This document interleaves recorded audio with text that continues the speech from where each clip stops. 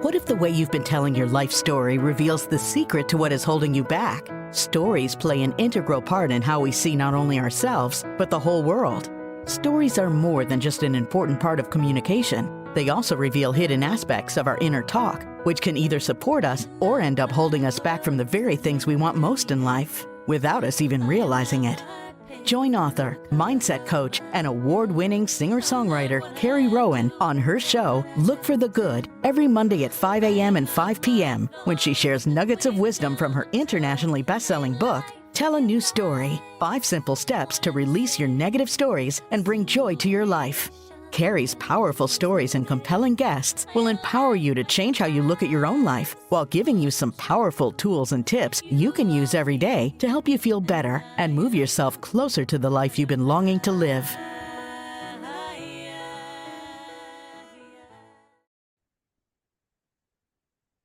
Hello, everybody, and welcome to Look for the Good. I'm your host, Carrie Rowan, mindset strategist and coach, and I love sharing stories about the wisdom and, I'm going to start again. You know why? Hello, everybody, and welcome to Look for the Good. I'm your host, Carrie Rowan, mindset strategist and coach, and I love sharing nuggets of wisdom about the stories that we tell each other, but more importantly, those stories that we tell ourselves. And you can join me and my special guest as we share our personal stories of strength and triumph every week here on Dream Vision 7 Radio Network. You can listen online in your mobile device or in your car and ask Alexa to play Dream Vision 7 Radio. Tune in every Monday at 5 a.m. and 5 p.m. to get real stories and tips on how to turn your story and your life around. And evolve with us as we unite humankind with universal love. Welcome, everybody. Welcome back to Look for the Good. I'm so excited to be here. We have Penny Fitzgerald, our special guest, waiting in the wings. Hello, Penny. Hi, how are you? I'm so good. I'm so good here on this Friday. And I can't wait to dive in. Everybody knows I love talking about stories, right? And it's always those stories that we tell. Sometimes it's a good story, sometimes it's not so good of a story, right? But it's in those stories when we can dive into our personal stories that we can really find the things that tend to be holding us back, right? Sometimes we don't even realize that we really cling tightly to this story that was handed to us when we were not even 7 years old, right? And so it's those stories that run in the backdrop, right? A lot of people say 95% of our thinking and our stories and our operating is just on like autopilot. We don't ever stop and question, what are those stories? Why am I still telling that story? And does that story serve me? Because a lot of stories you'll find, that's an okay story. I guess I got it from wherever, but it doesn't serve me. It doesn't serve my life. And a lot of times we don't even realize that the stories we're hanging on to are the very thing that hold us back in life. Right. And that's Penny's like, yeah. And So true. and that's why I love talking about this topic. I love talking about stories. And Penny, you have some amazing stories. And before we dive into that, we're going to talk about the good, bad, and the ugly stories, right? And we're going to talk about how we turn those stories around and how sometimes that we don't even realize in the midst of our what we think is our worst story is actually our biggest turnaround. Mm. So I love talking about that. So Penny, do you mind if I share a little bit about your bio? It's so cool. Oh, not at all. So after leading a team of 650 wine guides for nearly 18 years, we have to hear all about that job, Penny. Penny Fitzgerald now supports and inspires female entrepreneurs to dream bigger, remember what brings them joy, and provide the resources and encouragement to develop their creativity and dreams. I love that, Penny. I just love what you do. Oh, thank you. And Yeah, that was a super fun job. was it? Oh, tell us about that job. I want that job. Oh my gosh, yeah, it was fantastic. So, it was a direct selling company, and we sold wine. We, Wow. it was basically educating people about wine and, you know, helping them have a good time with wine, which is okay. How hard can that be?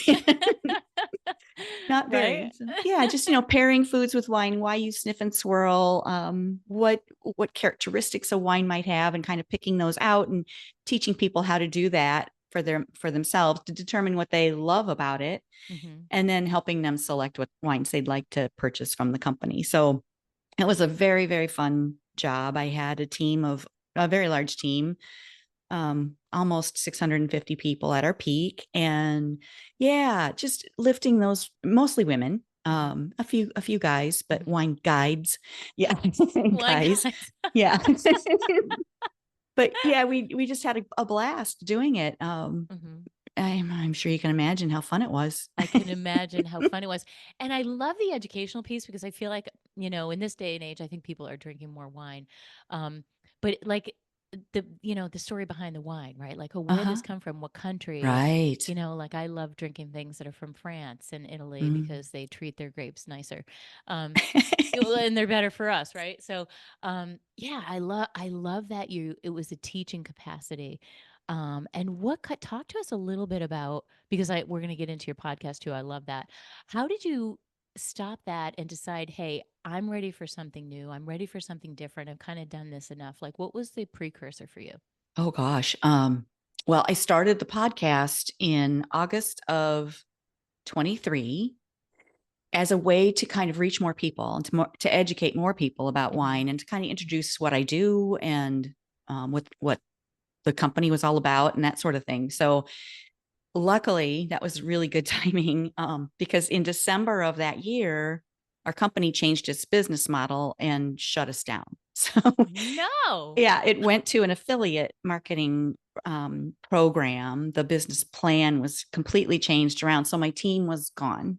There was no more ability to work with a team or to build a team or get that career income that I'd been building for years. So I had to pivot. And it turns out I should have done it before. Isn't I that should have funny? taken, I know. Looking back, the things that I loved about the job, well, of course it's wine. So of course it's super fun. Super But fun. yeah, the thing, the actual tasks though, it, it was bigger than that. It was bigger than wine. So it was lifting women. It was giving them the opportunity to see more in themselves than they could at the moment, to kind of build that out or bring that out of them, and to give them tools that they needed to be able to reach a higher perspective, a higher goal for themselves. So helping my team members, my leaders, those that wanted to do more, to reach those goals and to be more to have a greater vision for themselves, because they were capable of so much more and they didn't, many of them didn't even realize it.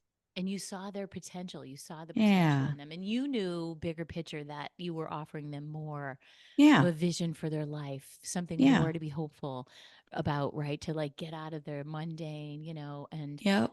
I love that. You were inspiring women, and Mm. wine was just the vehicle, really. Yeah. What a great vehicle. What a fun vehicle, right? Wait, let's not drink the Yeah. wine in the vehicle, but no. No, no, no, no.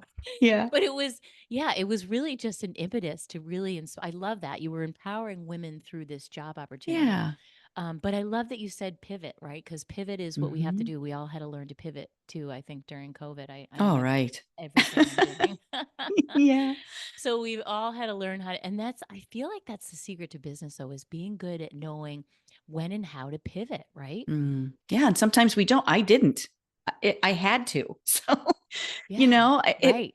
that's, I think, the thing that we get stuck, not stuck, but we allow the routine and the what we love to do, we keep doing, and we keep putting one foot in front of the other, and we don't think bigger than than this box that we've put ourselves in. Mm, And then, yeah. something happens, and if you're a go-getter and you have something, a bigger dream, and it and you pursue it, good for you. But a lot of us have to have something shake us to wake us up, Yeah. to realize that, oh my gosh, I need to do something different. I need to change something here. And that was really a blessing in disguise. And it always is. I mean, stuff like that always, in a moment, it's awful and it's very hurtful. It's not good. Yeah, it's not good. But Yeah. yeah, if you can get beyond that and look at, okay, what opportunity does this open up for me? Mm. And now where can I take this, and just be open to the possibilities, new things will come up. I love that. And it just makes me keep, as you're talking, I keep thinking about this Tony Robbins quote, that life is always happening for us, not to us. But at that moment, Yeah. it feels like it's happening to us. You're like, Yeah. whoa, how could they do that? Like everything I've worked for 18 years is now just gone. Like, Oh, you I get, was mad, right? You're girl. mad. Of course. I bet you were mad. Like, what? Beyond. Yeah. Right? I Ah, love it. I love that. All the feels, right? You're feeling all of it. angry, you're Mm-hmm. resentful, and then you start to feel all those other things like, oh my God, what am I going to do now? Yeah. Right? Then that Right. imposter thing starts coming in. Oh, Oh, what am I going to, oh, I'm too fill in the blank, right? who am I to think this? Who am I to think that I could do that? Yeah. Exactly. Yeah. Yeah. And oh, I don't have enough time, money, whatever it is. We start thinking Mm-hmm. those resources. I'm too young, I'm too old, I'm too Mm-hmm. whatever. We start thinking, our mind starts telling us you can't do that. You can't, it's too late to step out and do something new. Right. So you sometimes you just have to tell those voices to just be quiet. Yeah. The brain's just doing its job to keep us in Yeah. that comfort zone, and we have Just to keep us bust out of it. safe. Hmm. Yes, absolutely. Yep, keeping us safe. And I talk a lot about that. How do you overcome our own biology? Because we're all wired like that. We all Yeah. feel those feelings. And I think sometimes we're in the midst of that story, like you couldn't see the ending just yet, right? Mm-hmm. And that could have been your worst story. You're in the middle of sometimes we're in the middle. We can't quite see the ending Oh, until, right? exactly. We're in the forest. Yes, we're in the forest and we can't quite see that this is actually our break free moment, right? This is going to Yeah. launch us into something else because that's exactly where life wants us to go, to something bigger and better. Yeah, exactly. Our future selves are coming back to bring us with to that better future. So we don't have to be, we don't have to stay stuck. We don't have to Yeah. feel less than. Yeah, I love that. And I love what you said too, is like having that mindset, like, wow, I wonder, okay, what else is possible here? Like I have some Mm-hmm. questions my go-to questions. That's one of Mm. them. What else is possible here? Mm-hmm. Right? Because when we ask the brain a question, it has to give us an answer. So That's right. right? So it's like, oh, well, what if this was my huge pivot and something great could come out of this, Exactly. Like Yeah. you said possibility. What other possibilities can I be open to? I have to Yeah. just be open. Exactly. Yeah. Be open and think like, what do I love? What do I love to do? Who do I love to serve? What do they need? What is Yeah. their burning desire? Or what do they enjoy? When I go do those wine tastings, what do people love? What lights them up? And then with my team, what did they get the most out of working with me? And then what did I love to do with it? So lifting women up and supporting them and bringing a lot of fun to it. Combining all those things together just naturally melded into the podcast and the courses that I teach. And then it's a lot of things that like you teach, Carrie. It's a lot of mindset and a lot of feeling safe and getting out of the comfort zone and realizing that, okay, I didn't die. I just did something I've never done before. And oh, look at me, I'm still breathing. I love that. I stepped on a stage and I didn't collapse. Yeah, I didn't trip. Oh, thank God. Yeah. That's the biggest fear. I got Yeah, behind a exactly. microphone and I didn't like, suffocate in sweat. Like I was okay. Oh gosh, yeah. I probably sweat a little bit, but a lot. So I love that, but like it's all the things. It's so common, but we don't want to talk about it, right? Those are the stories that we don't want to talk about. Mm, The ones that where we felt hurt, we felt angry, we felt all those things, but what am I going to do with it now? I love that you've hmm. put all those skills together. Um, so I love do you have like a little personal mantra that you like to use when times get tough, or a little something that you always say to yourself? Um, Maybe something your grandma or somebody planted in your head that Mm. was one of those good stories. Gosh, that's a great question. I meditate. Oh, Um, let's talk about that.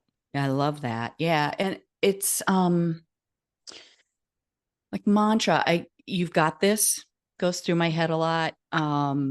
You're almost there. You're so close. I love that one. Hearing that. Yeah, Yeah. my mom used to say, well, strangers are just friends we haven't met yet. Oh my gosh, I had So that, another client come on and say that recently. oh my gosh, I yeah. love that. Yeah, so that's great. My dad was super friendly as well. So I have a lot of heritage there of loving people, I guess. And Yeah. and it's hard sometimes, you go through phases, I think, in your life where you're hurt or people have hurt you, but you've put yourself in the position and you don't realize it. Because like for me, Mm-hmm. I was young and immature and not realizing that I was trusting people too much, maybe, or trusting the wrong, I don't know. I don't know what I I'm know trying what to you're say. saying. I get Yeah, it. it's you get hurt and then I decided that I didn't like people for a while. And that can happen. Yeah. Yeah. I was really, I love animals. So I just had decided that, okay, maybe I could be okay being the crazy cat lady someday. I love that. There's nothing wrong. My daughter says she's going to be that. She grows up. There's nothing wrong with that. But yeah, but then No. again, that's how we learn, right? Like Yes.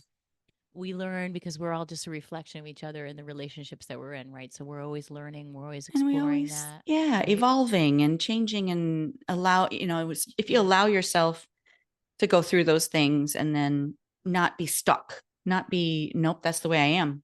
Well, Yes. that's your Yes. choice then. It is a choice. And I feel like not everybody thinks it's a choice, right? Like it's all a Mm-hmm. choice.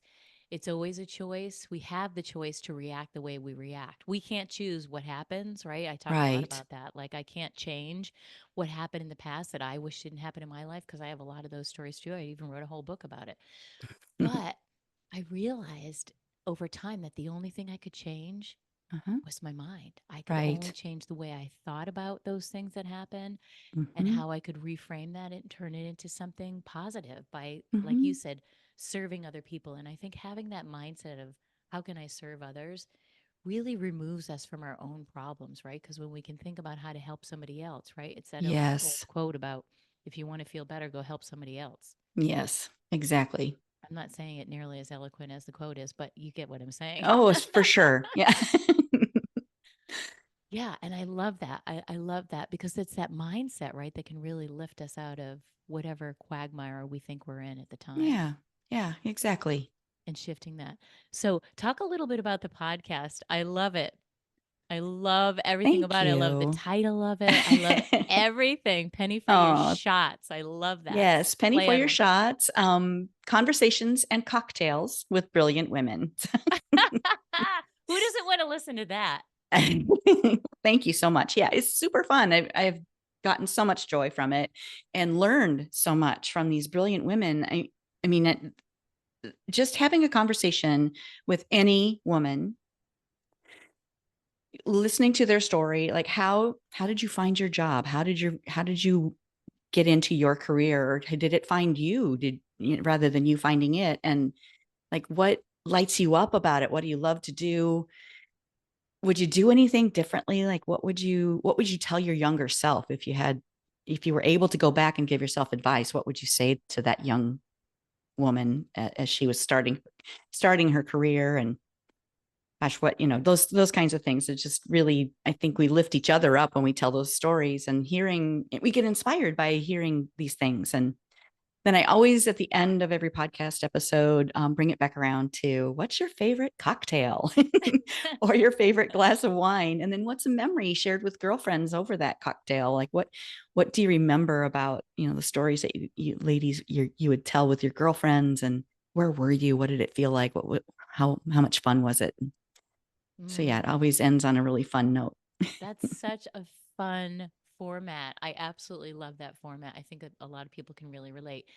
And bringing it back full circle to the fun moment, to what originated your whole career, right? You go right back to Yeah, your roots. I love that. And talking exactly. about that.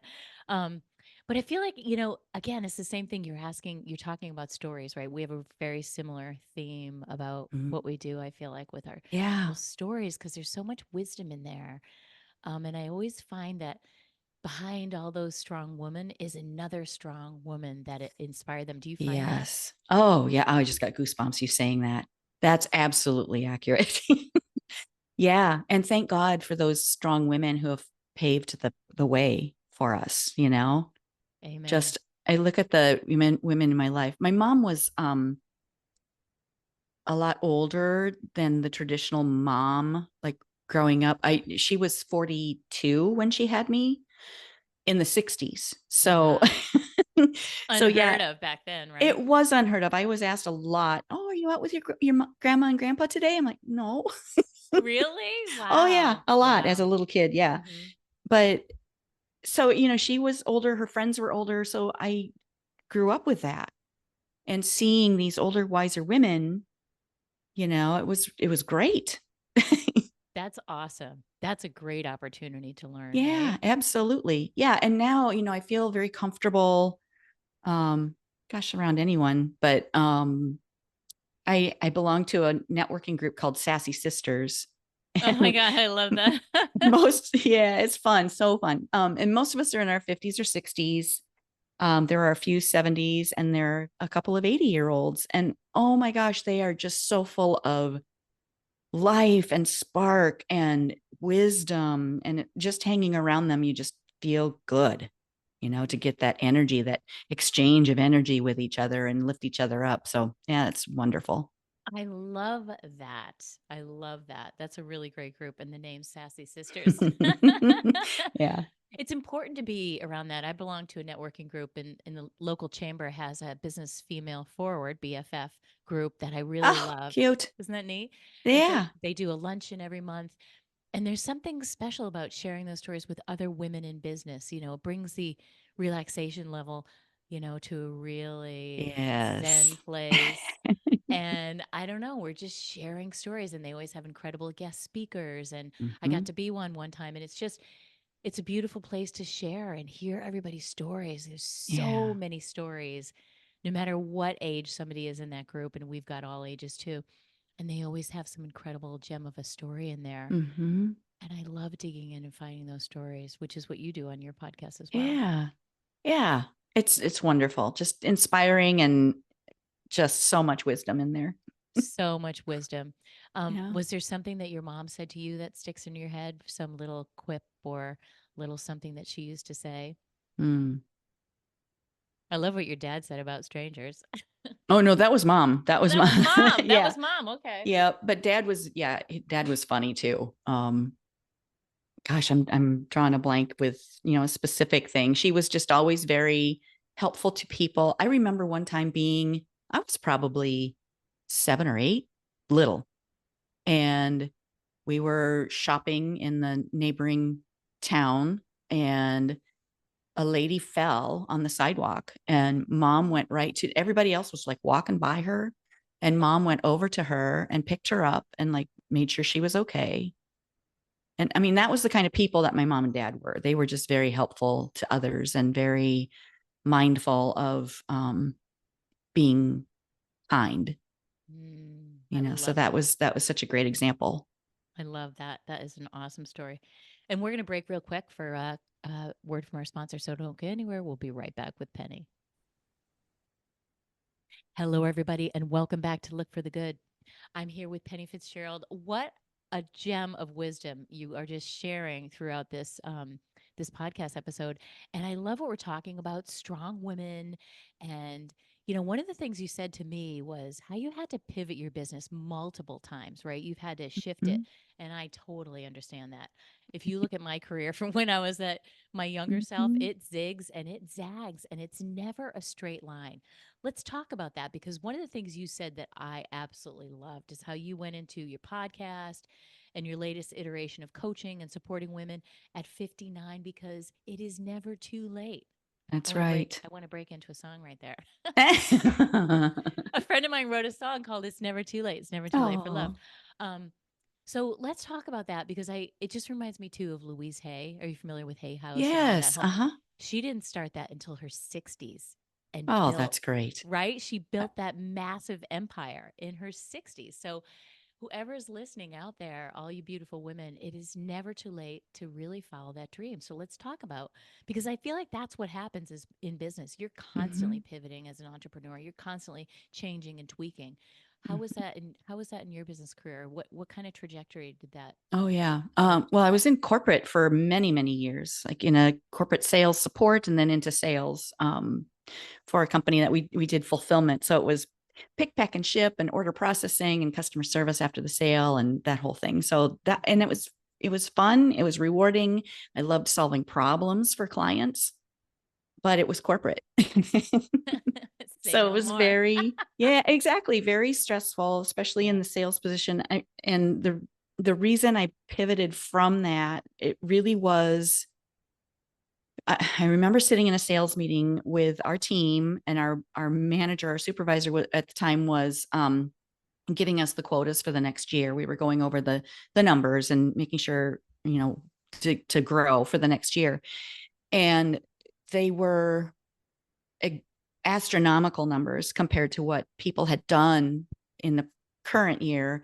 So it was very unrealistic, the numbers, but they had to be there for the whole corporate spiel. It was just a fluff number, and it just was this pressure. And I remember sitting in the meeting. It was a long time ago. It was days before you had like Fitbits and that sort of thing. I get So, it. but I could feel my heart rate racing. So I just kind of, put my hand up to my neck and started, counting. And my heart rate was 130 beats a minute sitting in a chair in a meeting. Whoa. Yeah. So I knew I had to make a change. I had to do something that was not this stressful. I mean, just for the long term of it. So I started looking at, what do I like to do? Well, I like to have a good time. I love wine. I love bringing fun to people. So that's kind of how I pivoted into the wine world. But from that. there, the company that it's the same company I was with for the whole time, but they went through a bankruptcy and a reorganization about 5 years in to that. So I had to start over. We were off for like 7 or 8 months, and we had the choice, do you want to come back? And it was hard. A lot of people did not come back. I was one of their, mid-level leaders at that point. And I loved it. I loved the concept. I loved, doing what I was doing, learning about wine and teaching other people about wine. But I didn't know if I could trust this. It was the same group of people. So I didn't know if I could trust them again. It felt very much like a bad breakup, when you've been told, oh, baby, you'll be good. Yeah. Everything's different now. Yeah, exactly. So, because it was such a great opportunity, such a great job itself, working with the women, working with wine, that whole thing was so good. I jumped in again and started to really build. And that's when I really became one of the top leaders, was able to do that. But yeah, so eventually it did close again. So, right. But I learned so much through the process, all of the tools that you gain, the skills that you gain, the relationships, the strength and fortitude, the mindset that you gain, it was tough at times, but it was worth it. It was worth it. I love that. What do you think, if you were to give somebody advice that's going through something like that? Like, what do you think is the biggest thing that you learned that you could offer to somebody to get through something like that? Because when you're in the middle of it, it feels like bad, like someone's pulling a rug out from underneath you. Oh, absolutely. Yeah. Well, I think the first thing to do is breathe, have a glass of wine, call a girlfriend and vent for a little bit, have a pity party of one, Absolutely. for just a short period of time. Allow yourself to grieve. Yeah. But then realize that you are not starting over. You never start over completely. You have all these skills that you're bringing with you that can never be taken away. You have those relationships. You have that stuff within you that is just who you are. You have your energy. Use it wisely. Yeah, that grit that you take with you, right? Absolutely. Yeah. Journal about what you love. What do you love to do? What lights you up? What do you want to do in a year from now or 5 years from now? What do you see? Where do you see yourself? If you could just dream and not have any limitations, and don't think about what's going on in your life right in this moment, but where do you want to be, or where do you see yourself if there were no limitations? that's your future wiser self pulling you towards her. So it's there. If you can dream that, if you can see that, you can get there. That's that question that you ask yourself where the answer is in there. You just have to get to it.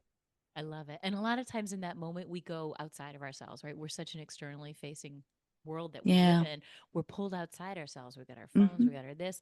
We're just pulled to think that the answer is outside of us. Mm. And I love what you just said because truly that answer, only we can answer that question. Mm-hmm. And I think with women, you'll probably agree, we forget what we love. When you ask somebody, what is it that you love? Mm. We Yeah. forget what we love. We know what Yeah. everybody else around us loves, Yeah. but We're we so busy putting one foot in front of the other and doing for everybody else. Like, just getting it done. I agree wholeheartedly. So it's a great exercise to make somebody just sit down and say, "Hey, what do you love? Yeah. What did you used to do naturally as a child that just Yes. came so naturally to you? What Yeah. was that thing?" Because it's usually something creativity based, right? Oh, absolutely. And Yeah. so, All the world is a toy when we're kids. I love, right? Spoken from the director of Fun, I think all the world is still a toy to you. That's right. I love All the that. world's a corkscrew.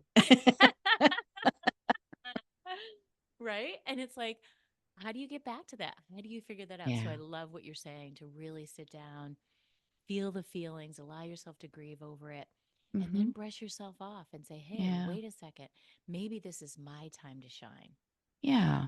Yeah. And grief's not linear either, right? You don't just grieve and then you're over it. You're going to go through those cycles sometimes, but allow that, Yeah. honor that. Yeah. I feel grief is like a wave, Oh, right? yeah. It comes and you think you're feeling better, and then it crashes you, and then you get back Yeah. up, and then I'm okay, I'm okay. Yep. Yeah, it's so like a wave, but it's okay. It's the process. Mm-hmm. And see, the fact that we can talk about it like we know it is because everybody's been through it. Yeah, absolutely. Yeah, And we lived to see another day. we did. We It's not, lived. it's uncomfortable, but again, we're okay. It's doable. You're going to be okay, right? You're almost Mm-hmm. there. I love that. Almost there. Let's talk a little bit about meditation because I feel Mm. like that is the secret ingredient for everything because that is where we can find that answer, right? Oh, yes. Well, I just said this on my podcast this week that you rarely find the answer when you're rushing through life. You're going, going, going. You're doing all the things. You've got a million things on your plate, and then another list of a million things you want to do. So So you true. have all these goals and things that you want to see happen, and things that you need to do day by day. But if you've got to slow down to speed up. You have to sit in silence to be able to allow that answer to come. So it's a practice. It's hard some days because some days you feel like there's 1,000 things on my list. So how can I stop for 10 minutes to listen, So true. to meditate? But yeah, it's just so important to keep that practice up because if you get out of practice, it's harder to move through the day. And I feel like more things pile on Mm. when you don't just take a second, breathe. Okay. Nope, this is not that important. I can set this aside for now. This is not aligned in this moment with moving forward. So let's just take a breath and what's most important in this moment? I love What that question. what do I need? Yeah, what do my people need? Yeah, I love that. And it's just like a level set. Like you said, it's like I always think of it as like creating space because I'm a big meditator as well. There's 5 meditations that I created in my book to go with the 5 steps. Yeah, nice. Uh-huh. And so I feel like it's creating this space. It creates this space so that Absolutely. right. And you get to take that space with you. It's like, as we say with yoga, like you're taking the practice off the mat. You get to take that. And as you mentioned, the negative stuff accumulating, it accumulates so you just feel like bursting. Well, the Yes. good stuff accumulates too. So as you Mm. meditate every day, you're accumulating the good stuff so that you have that resource to pull on when you need it. Yeah. Yeah, You've that's got very that, good. right? You've got that Hmm. space to decide how do I want to respond? Do I want my knee jerk reaction or do I want to make a choice Exactly. in response? Exactly. It's just kind of a reset and a calming that you don't have to react. You can be proactive and like you have the choice. I love that. It always comes down to choice, doesn't it? Yeah, it does. I love that. And sometimes we don't feel like we have the choice, but Exactly. if you do these things, you will feel so much more in control of what you can control, which is Right. the only thing you could ever control, which is yourself, right? Right. It takes practice. It really does. It's an exercise. It Um, is. yeah, yeah, it really helps so many things. Yeah, I love that, Penny. That's really awesome. So is there a favorite type of meditation that you do, or do you just go for a quick, hey, let me sit down and feel what I'm feeling? Like, what's your Uh-huh. favorite kind? Well, I use the Calm app. So I use a guided meditation. Yeah. Yeah. And it's, 10 to 12 minutes a day. And it's just a great reset, a great way to start the day. Really. I love to start my day like that and then go for a walk and reflect and listen to podcasts. I always listen to podcasts when I'm walking. I wish Me you lived too. closer to me. We could totally hang out. I love listening to podcasts when I'm walking. Um, it's just a great time to do it, right? And it allows you to multitask, which is the beauty of listening to books and Yeah. podcasts and all that. But I love that too. What you said is so important, like setting up a routine. Yes. Yeah. It used to be in the morning, I'd go to the gym back in younger days, before work. Because if you don't, it doesn't happen because So so true. many other things come up that you have to take care of. So it's just, if you wait till the end of the day, it's harder for me anyway. You find your routine, if it's at the end of the day for you, that's great. But for me, starting the day that way was a wonderful way to wake up. That's an awesome idea. And then you get tired at the end of the day, like, ah, too tired. I'll go tomorrow, right? Yeah, I'll do it tomorrow. Yeah. So many reasons why not to do it at the end of the day. I love that. Yeah. I really teach my clients to have a really a solid morning routine because that's really Mm. setting the tone for the rest of the day. The intention. Yeah, intention. Mm-hmm. One of my 5 steps. I Ah, love intention. What does intention mean to you? it's not being proactive. So, or not being reactive, rather, it's being present. It is taking choices, Mm, making your own choices, being able to, determine and discern, is this thing that is in front of me, is this thing that I think I have to do? Do I really have to do it right now? Do I have to do it at all? Is it something I can delegate? Is it something that really isn't that important?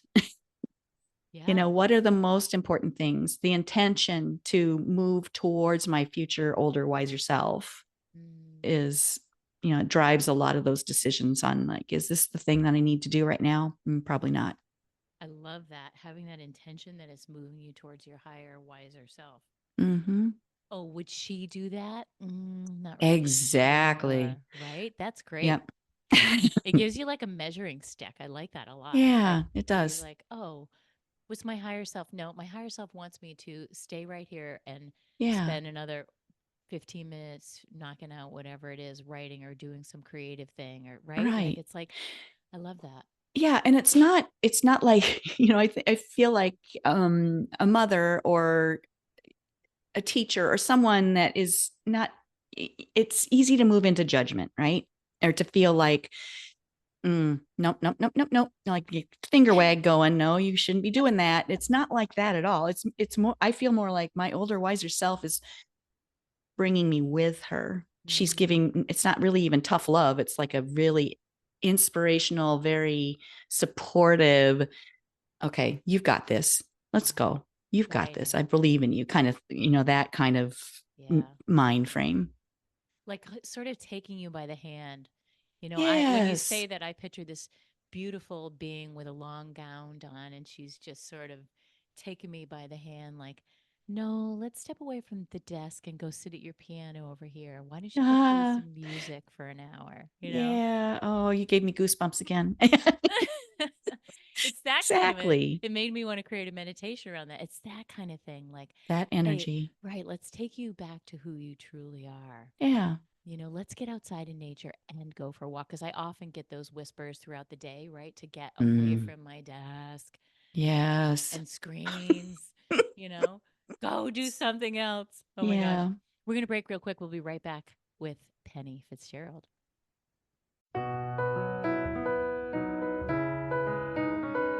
Thanks for tuning in to Look for the Good with your host, Carrie Rowan, best-selling author and mindset coach. Join us every Monday at 5 a.m. and 5 p.m. right here at Dream Vision 7 Radio Network. If you weren't able to catch an episode, no worries. Just visit our website to find all the archived episodes of Look for the Good on demand, so you don't miss a thing. And remember, it's never too late to live your best story. For additional resources or to find out about how you can work with Carrie directly, visit carrierowan.com for more details.